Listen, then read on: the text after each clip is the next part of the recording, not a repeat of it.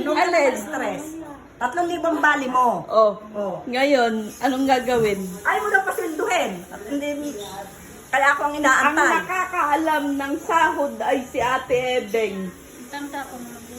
Ako baga magpapasweldo. Hindi naman. Kasi uuwi kasi sila na. Ako baga ang amo mo.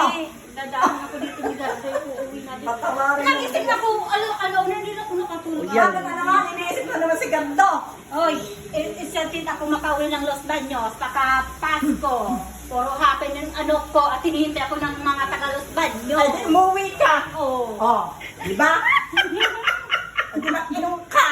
Ako inom din. Bahala ka sa buhay. Tama mo, bahala ka Puro sa buhay kaya mo. nga, Tsaka- basta